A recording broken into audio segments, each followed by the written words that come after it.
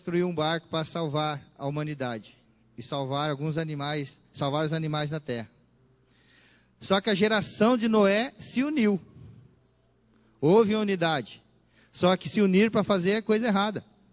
Se unir para fazer o mal. Eles se uniram para fazer o quê? Uma torre. Deus tinha o propósito de espalhar, de encher a terra, de multiplicar. Família está no coração de Deus, e Deus quer que a sua família multiplique. Deus quer que essa família multiplique. E nós vamos multiplicar em nome de Jesus, tanto com filhos biológicos como com filhos espirituais. Falando com alguns casais hoje, falando, nós temos um projeto de multiplicar a família. Queremos filhos na família. E esse é o propósito de Deus. E a linhagem, a descendência de Noé se juntou para formar essa torre e chegar até Deus. E uma das declarações mais bonitas que Deus faz para a humanidade está nessa passagem bíblica, que diz que se esse povo se unir, tudo que eles intentarem, nada poderá impedir de que alcance seus objetivos. Deus falou isso da humanidade. Deus falou isso de mim e de você. Nós temos esse poder, nós temos esse potencial dentro de nós. Que em unidade nós podemos vencer, alcançar, conquistar tudo aquilo que Deus sonhou para mim e para a sua vida. Amém? Mas eles se reuniram e se juntaram para fazer coisa errada. Deus teve que ir lá, interviu e confundiu as línguas. E conseguiu espalhar o povo pela terra. Ao espalhar o povo pela terra, nós chegamos até a história de Abraão. Abraão entendeu o propósito de Deus, entendeu o coração de Deus, que era gerar filho para Deus. E Abraão estava numa situação que estava dependendo de Deus. A esposa era estéril. E Abraão recebeu essa promessa de Deus, entendeu, se tornou amigo de Deus, a palavra diz. E em Abraão, nós recebemos essa restituição da humanidade. Da humanidade de Adão foi perdida. Em Abraão foi reconquistada. Abraão esperou o filho da promessa. Fez algumas burradinhas, lógico, está lá na Bíblia. Deus não esconde as coisas mal feitas dos homens de Deus. Mas a unidade do propósito se manifestou novamente. E como Abraão, você tem esse potencial de multiplicar vida e multiplicar essa imagem de Deus na vida de outras pessoas. Abraão entendeu o propósito, a direção e os pensamentos de Deus e resgata essa humanidade perdida. Aí, depois de Abraão, passadas-se algumas histórias, nós chegamos até Jesus. E Jesus veio resgatar o que, meus queridos? A imagem de Deus no homem. Jesus fez o sacrifício perfeito. Deus olhou sobre toda a terra e não viu ninguém que fosse digno de pagar esse preço. Ninguém que tivesse condição. Pois a natureza ainda era caída. A nossa natureza. E Jesus falou para Deus, falou, deixa que eu vou lá. Deixa que eu vou pagar esse preço, que eu vou resgatar aquilo que era o propósito de Deus. É uma grande prova de unidade. Jesus sabia de tudo o que iria se passar com ele. Tendo essa mesma natureza que eu e você temos. Mas na cruz ele provou que é possível vencer o pecado. Não por nossas forças, mas através dele, através do Espírito Santo que ele deixou para mim e para você. Então todo aquele que expressa o seu amor revela a glória que vem de Deus. E mantém a unidade e essa autoridade. Jesus veio e restaurou a autoridade do homem. Jesus veio e venceu a morte. Jesus veio e tornou possível que eu e você nos tornássemos filhos de Deus. Filhos que refletissem a sua imagem, sua semelhança, seu caráter. Que vivêssemos em unidade de propósito. E é através de Jesus que é possível.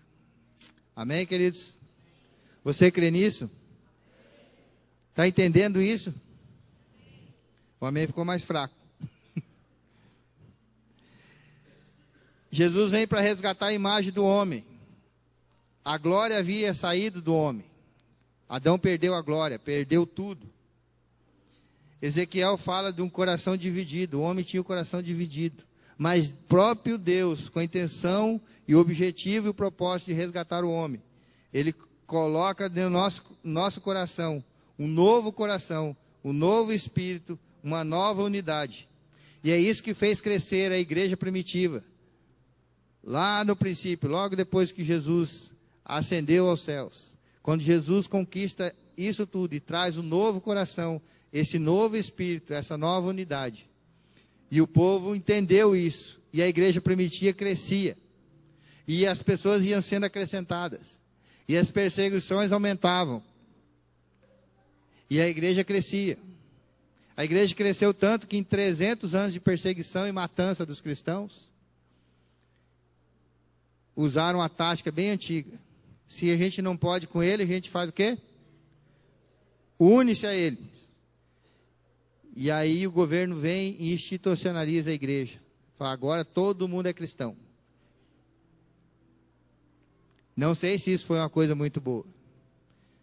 Porque igreja, família, está no coração de Deus. E quando somos institucionalizados, não podemos refletir e nos acomodar e fazer realmente tudo aquilo que Deus quer na minha e na sua vida. O Senhor tem projetos, planos para a sua e para a minha vida. A glória saiu de Adão porque ele quebrou a unidade. A glória de Deus, a glória do tempo foi embora. E Jesus veio e resgatou tudo isso.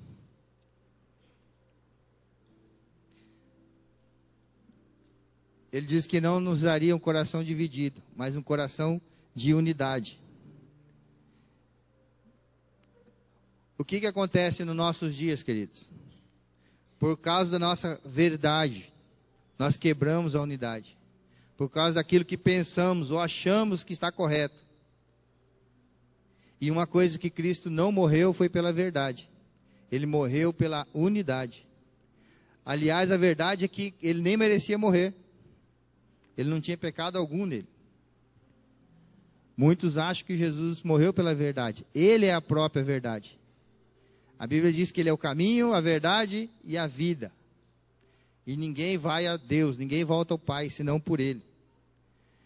Ninguém consegue se manter em santidade, se não for em unidade.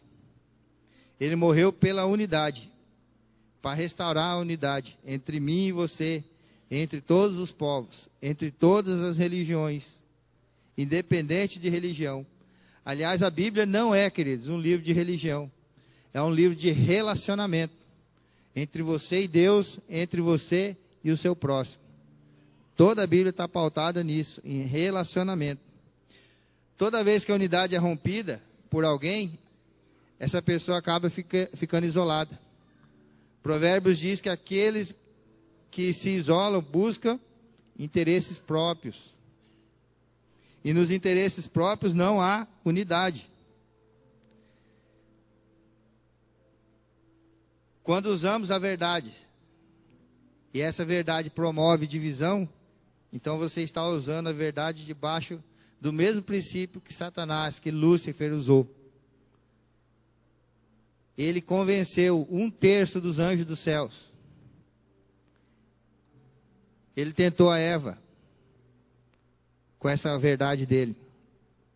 Ele não usou de mentira para convencer os anjos dos céus, porque até então ele nem caído ele era. O que ele disse para convencer? 1/3 de todos os habitantes, de todos os anjos do céu. Ele tentou com a mesma verdade. Ele tentou Jesus no deserto. Ele usou a verdade e colocou dúvida no coração. Ele só não conseguiu fazer isso com Jesus, mas ele conseguiu com os anjos, ele conseguiu com a Eva, e ele tenta comigo, com você todos os dias. E nós estamos vivendo num tempo, nosso pastor presidente está tem estado preocupado com isso. Nós estamos ministrando aos jovens, aos adolescentes sobre isso. Nós estamos vivendo num tempo que a Bíblia não é mais uma verdade absoluta. Em que pecado agora é apenas um problema, segundo a psicologia. E que nós estamos tão cheios de conhecimento que a crise está tão grande, porque o conhecimento sem prática nos gera crise. E é todo conhecimento, principalmente conhecimento da palavra. E estão dizendo por aí, esse movimento humanista, a humanidade aí caída, dizendo que para você ter uma experiência, para você buscar ter uma experiência, provar, e você vai ser tremendamente enganado pelo diabo, com a verdade. A verdade faz com que a gente use as coisas de forma errada. E isso quebra a unidade. Quando é implantado dúvida, a unidade vai por água abaixo. Você pode usar a verdade, dizendo a verdade. E as pessoas concordam, é verdade. E quebra a unidade com coisas que na verdade não deveria nem ser dita. Entre ficar com a verdade e ficar com a unidade, você precisa escolher a unidade do corpo. Você precisa escolher se manter debaixo dessa cobertura, no mesmo pensamento, propósito e direção. Isso é o que Deus instituiu. Você pode usar então a verdade de maneira errada, como Lúcifer fez. Você pode usar a fé de maneira errada. Quer ver um exemplo? Você pode planejar um assalto. Falar, não, vamos lá, gente, tenho fé que vai dar certo, a polícia não vai pegar a gente. Nós vamos lá roubar um banco, vamos ficar milionário, resolve esse problema de prosperidade. E está feito. Tem que ter fé. Eu já vi testemunho de ex-bandidos rezando antes de fazer o assalto, orando antes de fazer o assalto para Deus abençoar. Tem que ter fé. Vai dizer que isso não é fé? É fé ou não é fé? Tem gente que vai na lotérica quase toda semana praticar a fé. É uma fezinha, michuruca, mas é fé. Ainda fala, vou lá fazer uma fezinha. Por favor. E aí, às vezes traz o canhoto do bilhete e põe na caixa de oração para a gente orar. Vai que. E isso que eu estou falando é verdade. Quer ver outra coisa que você pode usar de maneira errada? O amor. Você pode direcionar o amor de uma maneira errada. O que está tendo de casais aí do mesmo naipe, as coisas não encaixam. Mas é amor, você vai dizer que não é amor? Eu amo, eu dou minha vida por ele.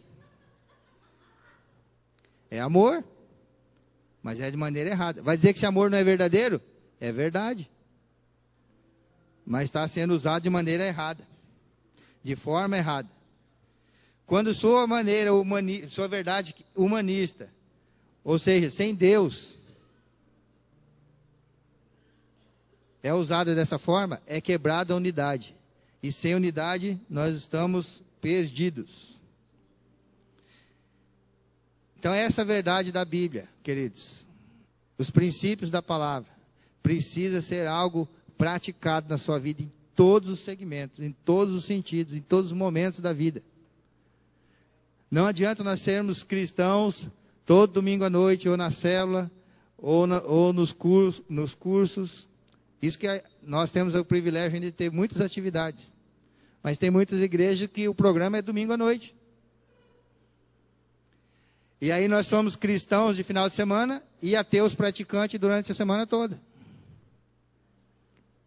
Porque, na verdade, fui lá, fiz o meu devocional, minha devoção a Deus. E o resto da semana vive como se Deus nem existisse.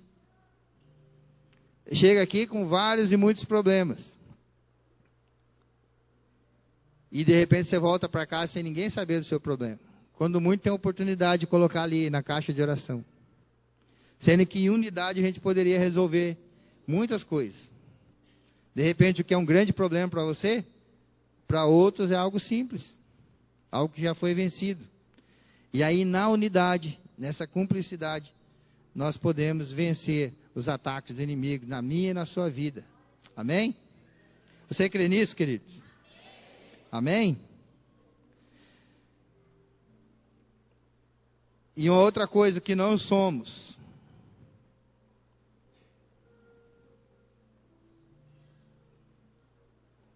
Quando usamos essas coisas, nos tornamos independentes de Deus. Apesar de estar dentro da igreja. Apesar de estar dentro da célula. Apesar de estar sendo discipulado. Se usamos essas verdades, a nossa fé, nosso amor de maneira errada, se não temos a palavra de Deus como verdade absoluta, nos tornamos independentes. E é aí que quebramos a unidade. Deus é essa família composta. Pai, Filho e Espírito Santo. É a família coletividade. Você sozinho não é uma família. Você sozinho é o quê? Solteiro. Solto. A Bíblia diz que vós sois, né? Você é o sal da terra.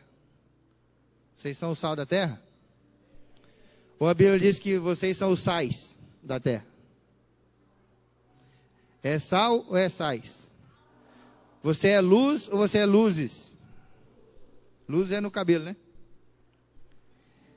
Você é templo do Espírito Santo ou templos? Você é corpo de Cristo ou corpos de Cristo? Você é noivo ou noivas e noivos de Cristo? Está falando sempre de um só. Somos isso aqui. Individualmente, mas numa coletividade. Você é pedra viva do Senhor. E como pedra viva, você tem que estar no lugar que Deus preparou para você. Que Deus colocou dentro dessa família. Para que você possa edificar. Para que você possa ser verdadeiramente templo do Espírito Santo. Todos nós juntos somos templo. Você sozinho não são os sais. Nós todos juntos somos sal da terra. Para temperar, para limpar, para purificar. Nós juntos somos a luz desse mundo. Quantos já instalaram aquelas luzes de Natal alguma vez na sua casa? Aquela abençoadinha assim, que tem uma tripa de luzinhas assim. E quando queima uma, o que acontece com as outras? As para baixo apaga tudo, né? Interessante. Podia entrar no assunto aqui, mas daí é uma aula de eletrotécnica, não vai se alongar muito.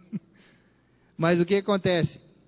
Todos aqueles que estão ligados de você para baixo, quando você apaga, quando você rompe a unidade, eles perdem o brilho, eles perdem sua força, eles perdem a sua luz. Todos. Então, até você, é muito importante que essa luz se mantenha acesa. E para você manter essa luz acesa, tem que estar ligado no trono de Deus, que é de onde vem a nossa energia, de onde vem a nossa força, de onde vem o nosso propósito, direção para vivermos nessa terra. Amém, queridos? Estão me entendendo? Estou me fazendo entendido? Amém. Então Deus é essa família. Nós sozinhos não somos. Nós somos uma pluralidade de pessoas que, unidos em unidade, formamos e somos tudo isso. Falei de pedras vivas. A palavra de Deus diz que você é uma pedra viva. Ainda que você seja uma pedra viva, se for um amontoado de pedra, quem tem um amontoado de tijolo em casa em algum canto? É tijolo, é um potencial de fazer uma casa, certo? Certo ou não? Mas o que se cria num monte de tijolo? Você tem coragem de ir lá pegar e enfiar os dedos no buraco? Tem aranha, escorpião, tem sujeira. Ainda que sejamos pedras vivas, se estivermos só amontoadas, não estivermos organizadamente cumprindo o propósito, nós só vamos servir para coisas ruins. E eu tenho falado aos jovens, tenho falado às crianças, tenho falado aos adolescentes que eles são a luz do mundo. Todos juntos somos a luz do mundo. sozinhos, nós somos apenas uma lâmpadazinha. E muitas vezes a nossa lâmpadazinha está queimada, está apagada. E Deus quer restaurar, na minha e na sua vida, esse contato, essa energia, vinda do trono de Deus, para que possamos fazer, realizar, concretizar o propósito dele, na minha, na sua vida. Nós precisamos reacender essa luz, dentro de mim e dentro de você. O pastor Edemar falou do projeto Maná. Quer ver um belo exemplo de você quebrar a unidade? Nós temos um projeto que é permanente. Temos famílias dessa casa que são atendidas com o projeto Maná. Temos instituições que esperam ansiosamente por aquilo que é a nossa contribuição para a sociedade. E às vezes você sozinho decide abençoar certo lugar ou certa pessoa com muito mais do que traz aqui de repente. De repente você sozinho fala assim, eu vou doar 10 cestas básicas para lugar tal. É uma obrigação nossa como cristão abençoar outros, cuidar dos pobres individualmente. Mas isso como família, como igreja, nós estamos rompendo com a unidade. Estamos fazendo conforme a nossa vontade. Estamos administrando aquilo que Deus nos deu de forma separada. E isso rompe a unidade. Se temos um projeto, é porque Deus colocou no nosso coração, Deus colocou no coração da liderança. Tem um propósito para isso. Ainda que você não concorde com nada do que é feito com os recursos. E você tem o direito de opinar, de discordar, e tem o lugar certo para isso. Mas quando agimos separadamente, quebramos a unidade. Esse é só um exemplo. Unidade é você junto com os outros. Unidade é composta por família. Deus é um Deus de família.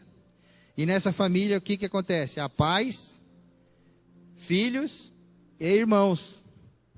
Todos somos irmãos, certo? Todos somos pais. Quem tem discípulo aqui? Levanta a mão. Se você tem discípulo, você é um pai espiritual. Quem tem filhos biológicos? Ó, aumentou, hein? Você é um pai biológico, uma mãe biológica. Na família de Deus, há pais, filhos e irmãos. Todos aqueles que cuidam de nós são nossos pais espirituais. Se você cuida de alguém, você é um pai espiritual. E esse é o projeto de Deus para mim e para a sua vida. É isso que Deus quer, quando Deus restaura você. Você que aceitou Jesus nessa noite, você que aceitou Jesus como seu único e suficiente Salvador, você que busca viver nessa unidade, Deus espera de você. Você tem o DNA de Abraão, que restaurou a humanidade de Deus para refletir a imagem de Deus. Ele espera que você seja pai de multidões. Vou falar de novo, que acho que você não entendeu. Ele espera que você seja pai de multidões. Você tem esse potencial dentro de você. Você cuidando de filhos se tornando pais. Os meus estão tudo lá em cima, senão eu ia chamar eles. Meus filhos biológicos. Imagina o Marcos Vinícius, já está maior do que eu, 1,90 m e tantos. Ele só tem 17 anos, vai fazer.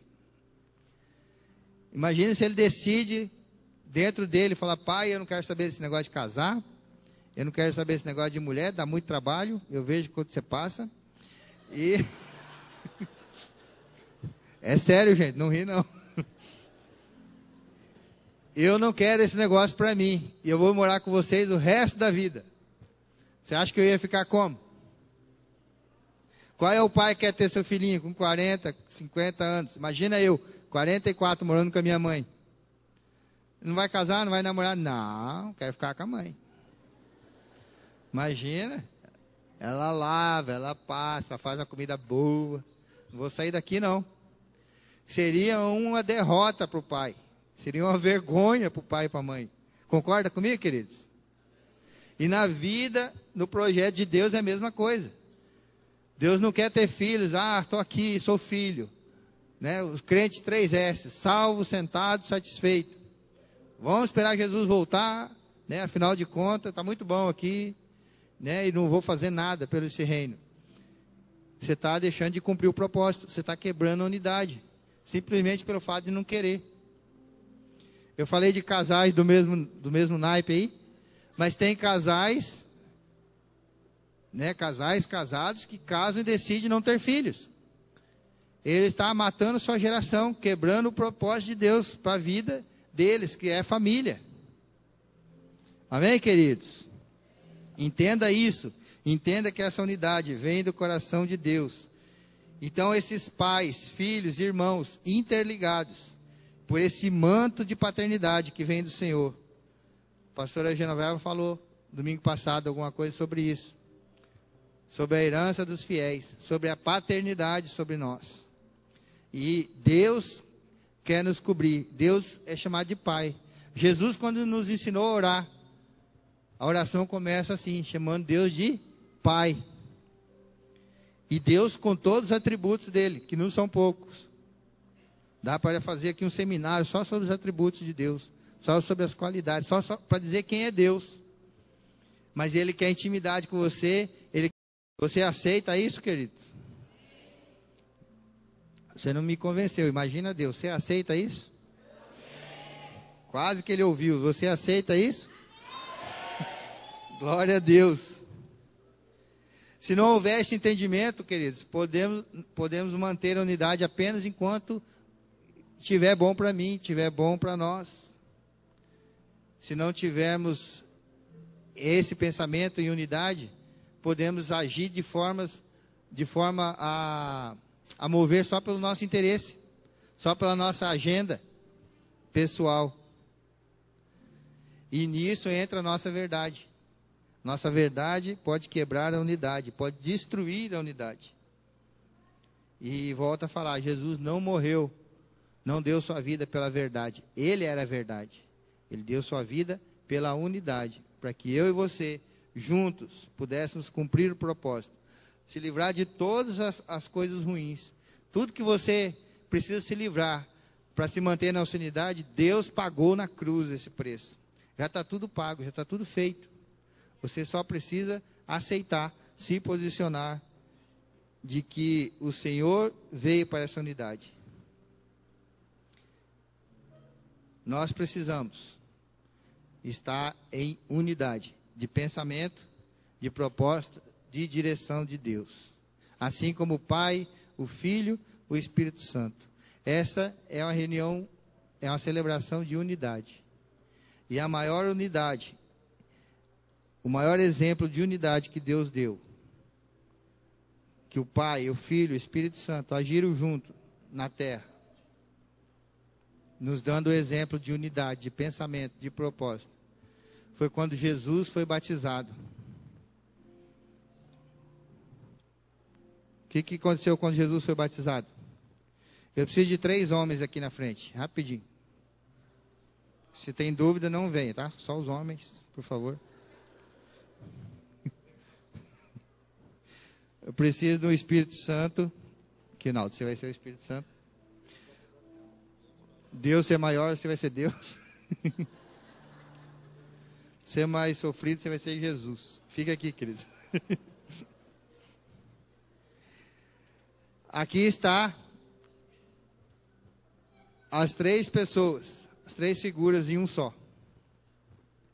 E o que aconteceu lá em Mateus capítulo 3, versículo 16? Jesus estava já com 33 anos de idade, e João Batista viu e deu uma declaração: eis o Cordeiro de Deus, que tira o pecado do mundo. E Jesus ia iniciar o seu ministério. E Jesus ia ser batizado. Ajoelha aí, Jesus, para ser batizado. Jesus ia ser batizado naquele momento. Estão vendo Jesus? E o Espírito Santo veio sobre ele. De que forma?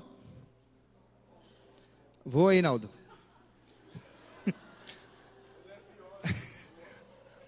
A pomba, o Espírito Santo veio sobre Jesus nesse momento.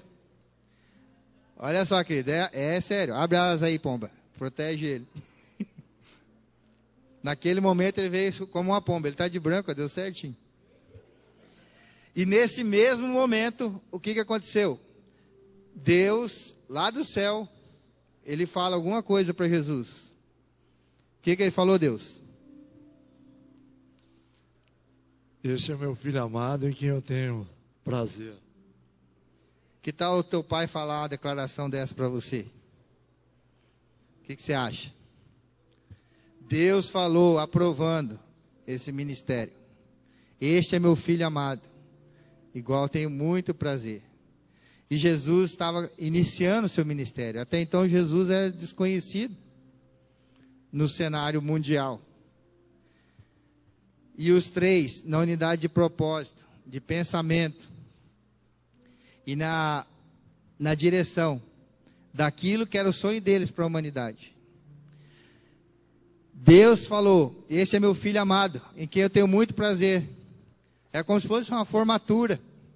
O Espírito Santo vindo sobre ele, para dar direção.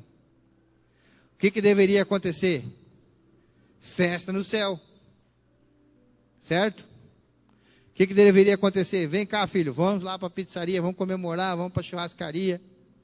Deveria haver uma grande festa, uma declaração dessa. Deus tem muito prazer. Deus, gente, quem que é Deus? Jesus está ali aos 33 anos. E era um homem formado, um homem que tinha opinião na sociedade. Mas o que acontece? O Espírito Santo pega ele e leva para onde? Para a churrascaria? Para o deserto. Leva ele para o deserto, Espírito Santo. Lá naquele deserto lá. Levou ele para quê, queridos? Para ser tentado. Você está sendo tentado em alguma área da sua vida? Fica aí, Deus. Não sai de perto de nós, não, Deus. Você está sendo tentado em alguma área da sua vida? Você está sendo tentado na sua humanidade a quebrar alguns princípios? A romper com a unidade por algum motivo? Por algum pensamento seu? Esse dia foi tão importante que a Bíblia relata nos 4 livros. Mateus, Marcos, Lucas e João. Esse algo tão especial. Essa demonstração de unidade. De Deus Pai, Deus Filho e Deus Espírito Santo. Juntos no mesmo momento na terra. Para cumprir esse propósito. Na minha e na sua vida.